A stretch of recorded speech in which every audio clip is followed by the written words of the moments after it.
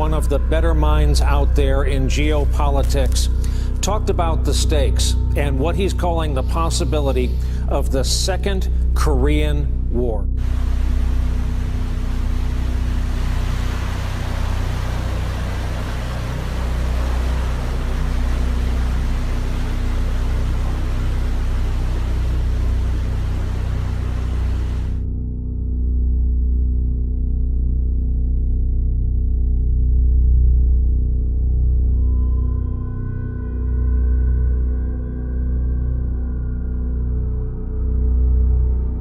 The Second Korean War could actually be the world's third world war.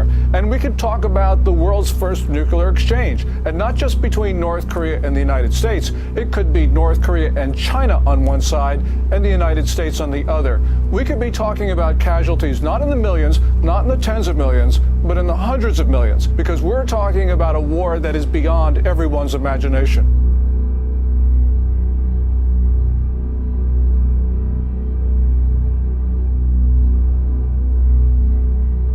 What we're talking about here is something of an order of a different magnitude. The estimates are on the Korean Peninsula on the occasion of the Second Korean War that there would be 1 million casualties on the first day. There'll be more dead Americans in the first 5 minutes of a Second Korean War than there have been killed total casualties in the last 17 years of war in Afghanistan and Iraq.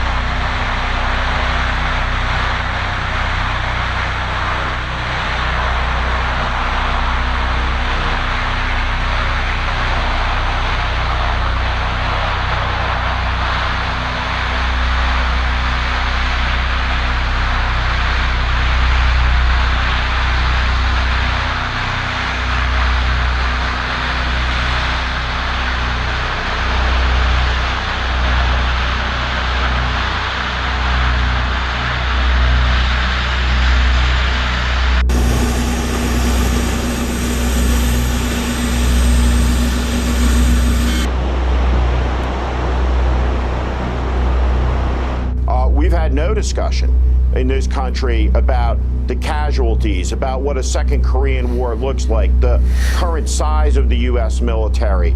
Would we need to have a draft in the United States to augment the forces? Because when you activate all of our forces, including Reserve and National Guard components, it may be the case that we don't have enough people for the second Korean War. U.S. Vice President Mike Pence vowed to keep economic and diplomatic pressure on North Korea to make it abandon its nuclear and missile programs. While touring a nuclear weapons base in North Dakota, Pence said the U.S. will use overwhelming military power to defend themselves or its allies against attacks. Pence said America's enemies should never doubt the capabilities of the U.S. Armed Forces. Minot Air Force Base is home to dozens of B-52 bombers and ICBM sites and is the only U.S. base capable of conducting nuclear strikes by both planes and missiles.